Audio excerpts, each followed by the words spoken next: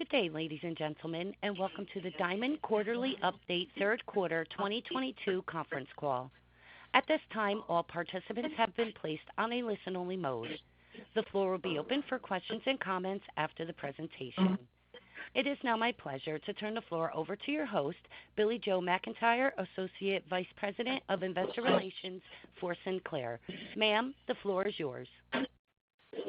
Thank you, operator. Participating on the call today are Chris Ripley, President and CEO of Sinclair, Rob Weisbord, President of Broadcast and Chief Operating Officer of Sinclair, Scott Shapiro, Chief Financial Officer and Chief Operating Officer of Diamond Sports, and Steve Zenker, Vice President of Investor Relations of Sinclair. Before we begin, I want to remind everyone that supplemental information for today's call is available on Sinclair's website, sbgi.net, on the Diamond Sports Group page under the Investors menu. Now I'll make the forward-looking statement disclaimer. Certain matters discussed on this call may include forward-looking statements regarding, among other things, future operating results. Such statements are subject to a number of risks and uncertainties. Actual results in the future could differ from those described in the forward-looking statements as a result of various important factors. Such factors have been set forth on the Investor Information page of Sinclair's website and are included in Diamond's third quarter unaudited financial statements and management's discussion and analysis of financial condition and results of operations, which can also be found on the Investor Information page on Sinclair's website. Diamond undertakes no obligation to update these forward-looking statements. Diamond uses Sinclair's website as a key source of Diamond's information, which can be accessed at www.sbgi.net. A webcast replay will be available on Sinclair's website and will remain available until Diamond's next quarterly update call. Included on the call will be a discussion of non-GAAP financial measures, specifically adjusted EBITDA, adjusted free cash flow, and leverage. Diamond considers adjusted EBITDA to be an indicator of the operating performance of its assets. Diamond also believes that adjusted EBITDA is frequently used by industry analysts, investors, and lenders as a measure of valuation. This measure is not formulated in accordance with GAAP, is not meant to replace GAAP measurements, and may differ from other companies' uses or formulations. Also, just a reminder that Marquee was deconsolidated from Diamond and changed to the equity method of accounting within Diamond's financials as of March 1st. Like last quarter, we will not be giving Diamond pro formas due to the confidentiality around deconsolidating Marquee from the Diamond results. On the Investor Information page on Sinclair's website, however, you can find Diamond's third quarter actuals and fourth quarter and full year guidance. Now, Chris Ripley will take you through our operating highlights. Good morning, everyone. The third quarter was a busy one for Diamond as it prepared for the full launch of Bally Sports Plus, its D2C product encompassing all of the Bally Sports RSNs.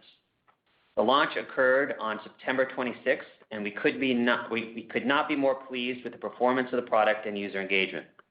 We have seen encouraging demand for the service despite relatively low product awareness in the marketplace.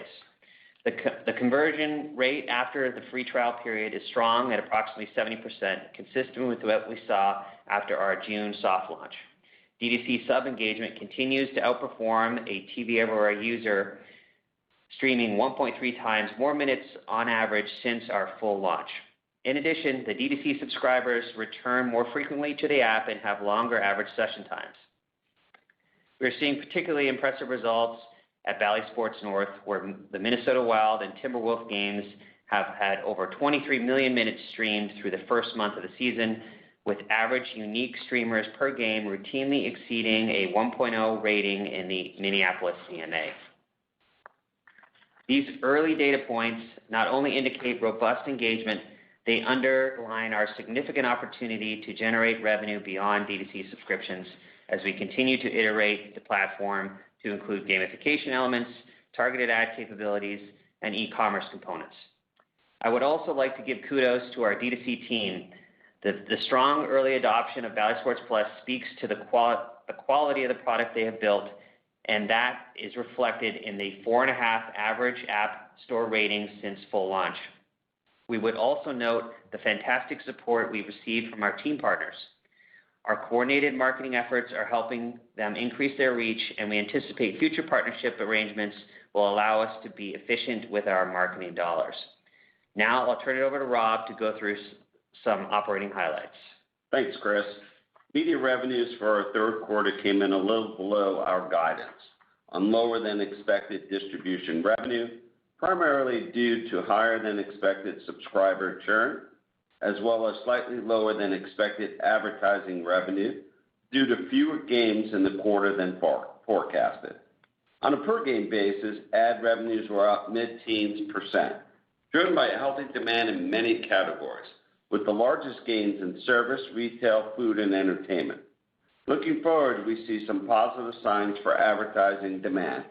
The upfronts were successful, and we're seeing substantial commitments from the auto category, which is expected to benefit from a lessening of supply constraints and building inventories. We continue to face the prospect of a difficult macro environment that could accelerate churn as well as potential for higher interest rates, which could impact consumer behavior. Impressions continue to hold up as well for the RSNs. For the just completed MLB season, impressions for all RSNs were up low single digits %, and for Diamond's RSNs, including Marquee and Yes Network, impressions were even better, up mid-single digits %. And many of the Valley RSNs continue to average the highest ratings for all stations in their DMAs for times when their games air. The ratings and ad demand validate the continued value and attractiveness of live local sports. Finally, during the quarter, we executed multi-year rights renewals with the Clippers and Pacers, continuing our long relationships with both teams. I also want to thank our direct-to-consumer team led by Mike Allen and Michael Schneider. They have done a tremendous job getting the app shipped and having terrific early results.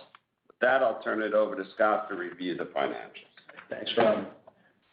Diamond's revenues were $684 million in the third quarter. Distribution revenues of $565 million reflect an increase in subscriber churn to 10%. Total ad revenues were $112 million, an increase year over year excluding Marquee, driven by higher digital revenue and political revenue. Advertising revenue on a per-game basis for the Valley RSNs grew at a mid-teens %.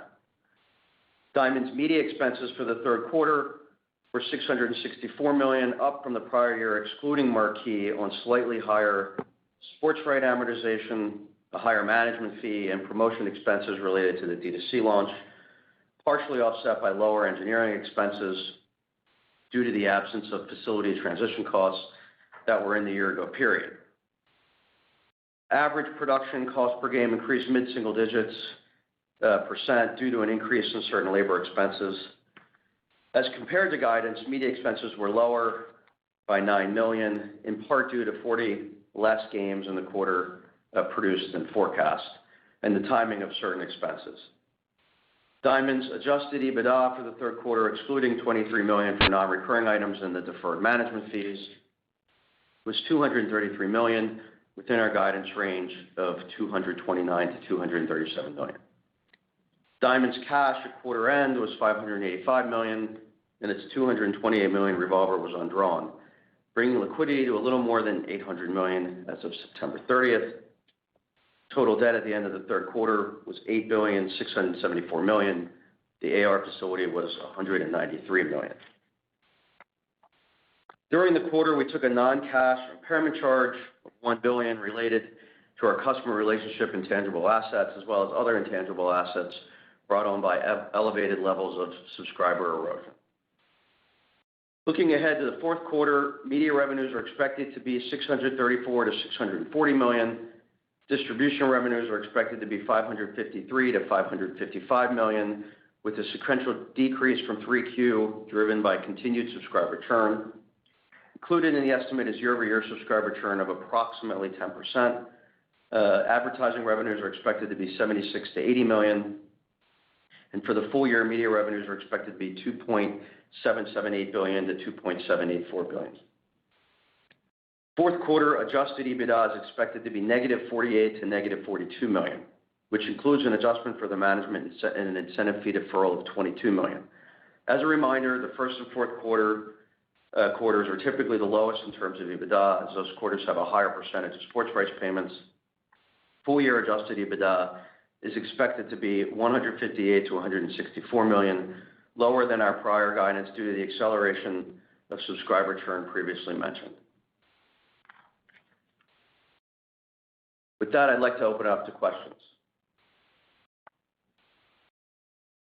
Certainly. Ladies and gentlemen, the floor is now open for questions. If you have any questions or comments, please press star one on your phone at this time. We ask that while posing your question, you please pick up your handset if listening on speakerphone to provide optimum sound quality. Please hold while we poll for questions.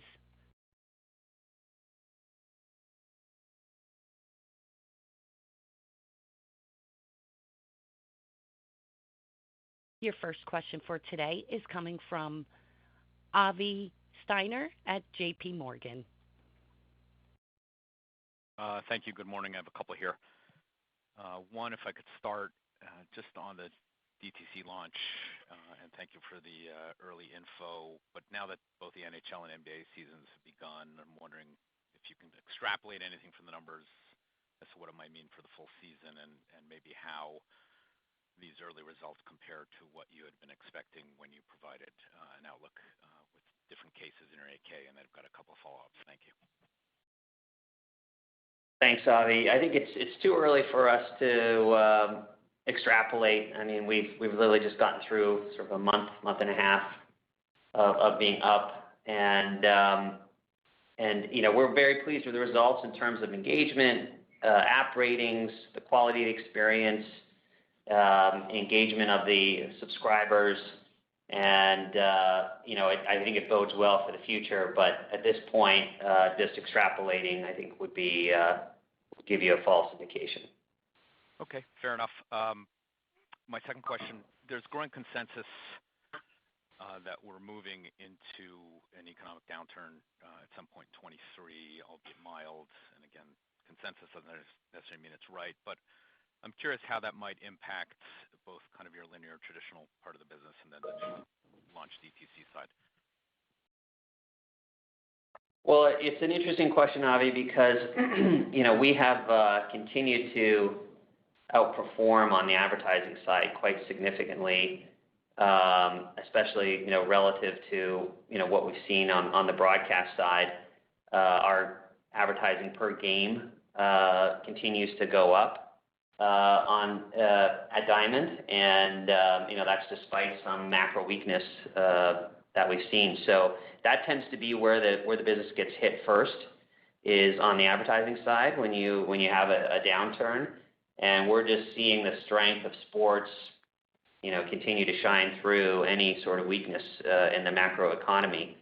Beyond that, the business is driven primarily by subscriptions, as you know, from either the D2C side or the pay TV side, which with the vast majority being pay TV. And those tend to also be fairly sticky.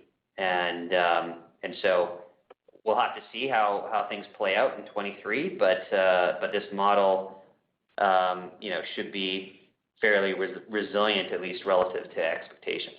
Yeah, and Avi, I'd add from the ad side is that over the last couple of years, the sellers and what we've instituted from a digital knowledge, they've been able to capitalize not only in the linear ad market, which tends to even now in tough times be moving to live sports on the ad side, but also from the digital expenditures that take place on sports. Not only through this D2C launch, but through the TVE app, as well as marketing services. So the team is a much more well-rounded sales organization, and everybody loves the fandom of the local team, so they're able to capitalize on large-scale deals. Appreciate that, the color. Very last question for me, and thank you all for the time. So if I'm not mistaken, your heaviest team payments on a cash basis are due in the first quarter that's coming up. I'm curious if anything DTC-wise or maybe recent negotiations have changed that. And then in the 10Q, you noted you have sufficient liquidity for the coming 12 months, and I'm curious if just thinking through the first quarter, if you might need to draw on the revolver to get through that. And thank you all for the time. So as it relates to your first question, nothing has changed there, in terms of heavy payment. flows. We do expect those to continue in Q1. And we'll have to follow up with you, Avi, on revolver draw. We don't know offhand. I would suspect no, but we'll follow up with you. Thank you.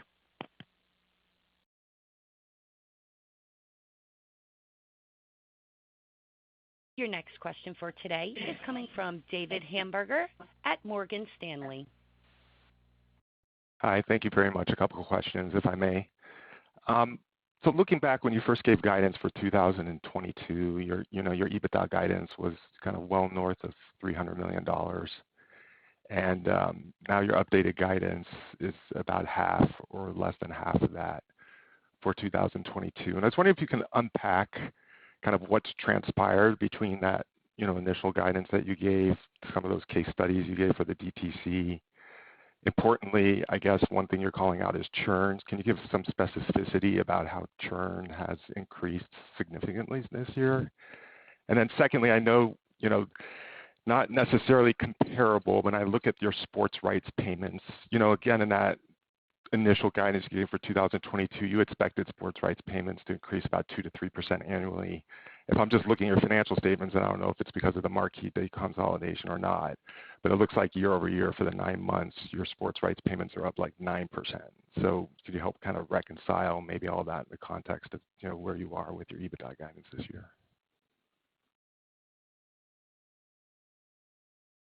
So let's start with the guidance question. So I do think a chunk of that relates to, or a piece of it relates to Marquee's deconsolidation, and it used to be included in obviously full year guidance as we entered the year, and then it came out. And in terms of churn, which is just really the underlying, I think, force here that's pushing the guidance down. When you look at our expectations as we entered 22, it was for somewhat stable to moderating churn, which was based on well-known industry resources. This was a pre sort of, significant macro concerns and an inflationary environment. And we have seen quite a bit of acceleration over the year. And that's probably driving, at least 75% of the change to guidance when you look at the magnitude of where churn expectations were at the beginning of the year to what we're projecting for the full year. So I think that addresses your guidance question. Sorry, what was the sports rights? Sports rights, yeah. So we'll circle back to you certainly on the moving pieces, and with the deconsolidation, that's certainly part of it. I would add that I think on a go-forward basis, even though we're not providing an outlook, that range is probably fair. But we'll because I know you have a big step up in the Braves payment next year. There's also quite a bit of rebates that make that number move around. So we have to make sure we're comparing apples to apples and clean numbers. Yeah, David, when you compare 2022 to 2021, you got to remember 2021 had a lot of rebates in it from the teams because of COVID. So that is creating this increase year over year that you're seeing. But the underlying deals, would be on a pro forma basis well within that previous indication. And I guess just stepping back and looking at the trajectory, as you mentioned, churn accelerating on the linear side of the business. What's now your level of confidence, as you gave those cases, when you did the transaction earlier this year, your level of confidence that the uptake on the DTC offering, your ability to pivot the business, in that direction is going to offset, what you're seeing now as an accelerated churn on the linear side of the business. That's, you say, that being 75% of your EBITDA expectation. I guess as you look into 2023, some of those large payments in the early part of the year I know there's a step up like in, the Atlanta Braves payments next year, and otherwise, I guess wonder, your level of your confidence that the DTC offering is going to be a sufficient offset. Well, look, I think we'll have to see how 2023 plays out, and right now we're very happy with the product. We think it's performing exceptionally well. Got a great response from our team partners, and it's only going to build from here. So, the great thing about this D2C strategy is that the freight, the biggest cost of the strategy is already paid for, the sports rights. Now, we're not, we're spending significantly on the app and the experience and marketing, et cetera. But the single biggest cost was already paid for. So the incrementality of the strategy, we believe, is quite strong. And as this brand builds, as market awareness builds, and as more and more people that are outside the bundle come in to watch their favorite home teams, that should definitely make up for some of these losses that we're taking. And the first goal was to ensure video quality, because that's what the hardcore fan is looking for, and it proved out in the app ratings. The app ratings for the D2C product is significantly higher, as Chris pointed out, than when we first launched the TVE app, and the team continues to iterate. This is a 1.0 version that came out with a very high rating in the app stores, and we expect it to get nothing but higher ratings as we add features to the apps as the months go on. So it's very encouraging to see the app come out of the gate with such a high rating from the hardcore fans. Okay. And if I could, just one kind of balance sheet question. So I'm just curious, given where the securities are trading, the coupon payment on your unsecured notes in the first quarter of 2023, I mean, you could buy back more than half of that bond issue in theory in the open market, with that coupon payment. I'm just curious, are you having any discussions with bondholders or any contemplation of any liability management here with the balance sheet, given, you do have some liquidity? Yeah, I appreciate the question, David, and I think it's, mathematically certainly true what you said. I can't speak to, discussions specifically, because those are subject to confidentiality arrangements, and but we're very focused on liquidity and deleveraging over time. Those are our two key goals. And as previously reported, we have advisors involved, LionTree and Moelis, who helped through our last transaction earlier in the year, and we're very open to any and all strategies to affect deleveraging. Okay, thank you very much.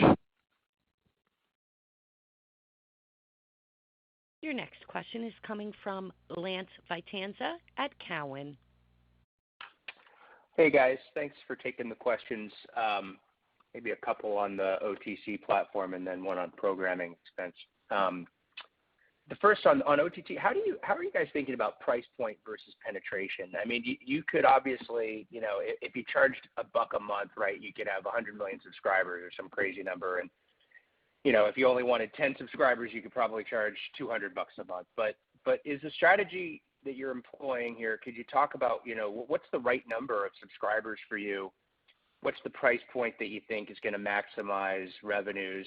Is the strategy to lure more subscribers with a lower minimum and then boost the effective ARPU with gamification and advertising, or is it really just something else? I guess, how are you thinking about that math? That's a great question, Lance. So, this is something that we thought a lot about going into this strategy and did significant amounts of market research with Bain actually being our key consultant there helping us out. And we wanted to maximize revenue, not maximize subscribers. And given this was about adding extra incremental cash flow to Diamond, the maximum revenue was the objective, and a $15 to $20 price point per month, which it's around $15 for our annual, and it's about $20 for our monthly, was that was the range for revenue maximization, not subscriber maximization. The other consideration in the pricing was giving enough of a gap in retail pricing to the wholesale pricing that we give to distributors, since this is a hybrid strategy. We don't believe the pay TV linear channels, will be going away anytime soon, and so you need to have a wholesale price that's significantly lower than the retail price, and so those two factors played into decision around pricing. But independent of the wholesale retail dynamic, we're currently priced at what all the evidence that we've seen and all the research we've done delivers maximum revenue from a subscriber perspective. Now, over time, pricing obviously may change. I feel like when we did this research, which was about 2 years ago, relative pricing has increased in streaming land. And so the relative value of what we're offering, I think, has only increased because we essentially are using the same price points that we envisioned 2 years ago. The rest of the streaming marketplace has gotten more expensive. So arguably, we might have some pricing power to go up. But we're in the early stages right now. And until we build out the rest of the monetization around gamification, commerce, various, social sharing, et cetera, that is, I think, going to be a major driver of ARPU going forward, since these sports fans are so passionate. They spend multiples more than regular streaming users on these ancillary items. And so that, I think, over time, you'll see the ARPU skew more into these other areas of the ecosystem as we develop the app further, and there'll be less reliance on subscriptions. Now, does that mean we reduce our price over time? Perhaps, or that means that just that the most of the growth is coming from the other areas. That's really helpful. Thanks, Chris.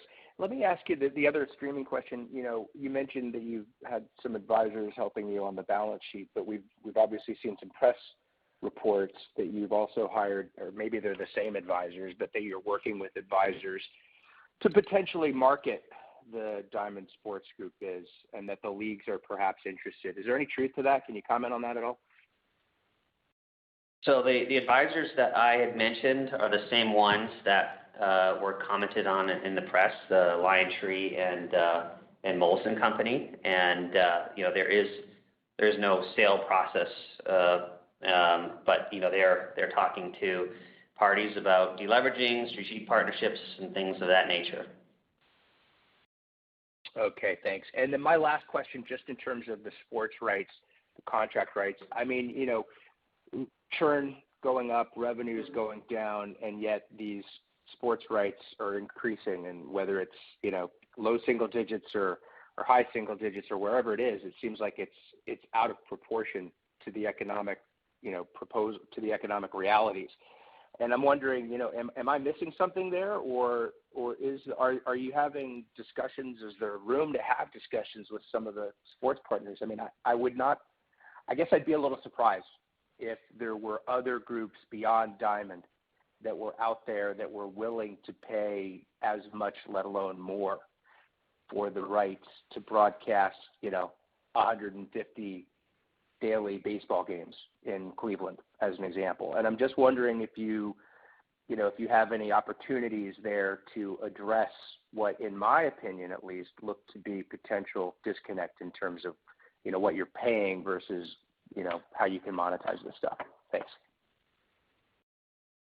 Thanks, Lance. So in those, you're right, in that their discussions, are occurring now. They're largely timed with renewals. It's hard to have those off-cycle discussions, but it's certainly something that is is used in renewal discussions and is the reason why the percentage growth in rights, if you track it over time, has been declining because those renewals have been coming in at lower levels. And the other thing you need to remember, though, in the broader context, is that national rights and sports rights in general have increased in value tremendously. And relative to local rights,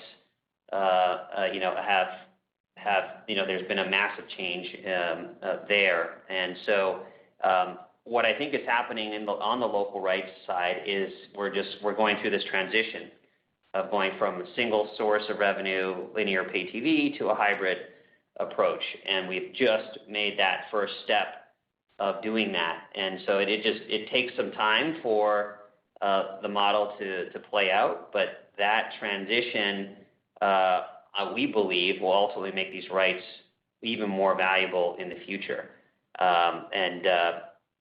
We just have to bridge through that moment in time. Understood. All right. Thanks, guys. Appreciate it. Thanks, Lance. There appear to be no further questions in queue. I would like to turn the floor over to Chris Ripley, President and CEO for Sinclair, for any closing remarks. Thank you all for joining us today. Should you need more information or have additional questions, please don't hesitate to give us a call. Thank you, ladies and gentlemen. This does conclude today's conference call. You may disconnect your phone lines at this time and have a wonderful day. Thank you for your participation.